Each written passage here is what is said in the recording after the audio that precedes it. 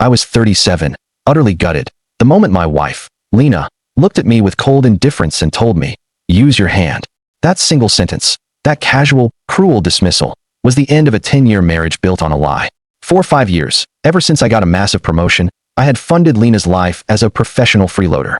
I paid for the designer clothes, the luxury spas, the life she lived while she abandoned her own dreams. The humiliation was crushing, but the real final straw was finding the investigator's report. 6 months of infidelity with a married businessman named Ricardo, who, as it turned out, had me on the hook for his mistress's expenses. I was funding my own betrayal. That night, I didn't yell or break things. I took calculated revenge. Before dawn, I systematically shut down all her financial access. At breakfast, I watched her smile shatter when I told her, "No money. Earn it yourself." When she panicked and demanded an explanation, I dropped the evidence on the table. The photos, the hotel receipts, and the final gut punch. Proof that her lover, Ricardo, had 2 other mistresses, making her just the Monday, Wednesday, and Friday slot. I was done being the provider for the woman who mocked me in text messages for being boring and predictable. I hired a divorce lawyer, but the legal system felt rigged. I had to restore limited funds to her just to avoid being accused of abuse. Then came the unexpected alliance. Sylvia Mendoza, Ricardo's wife, called. She had been quietly planning her own revenge for a year.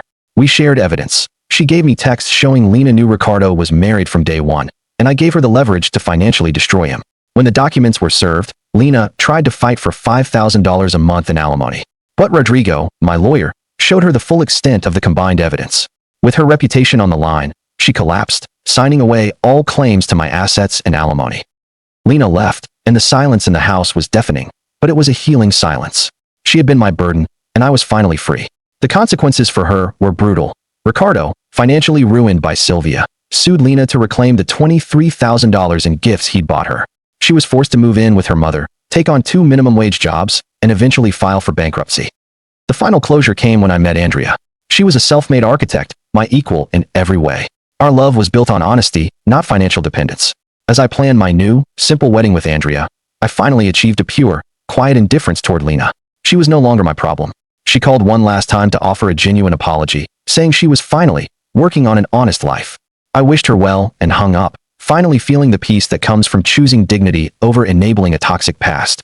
Looking into Andrea's eyes on our wedding day, I knew the consequences I'd imposed weren't revenge. They were the justice that finally allowed me to build something truly beautiful. Do you believe Sebastian was genuinely relieved by Lena's final downfall?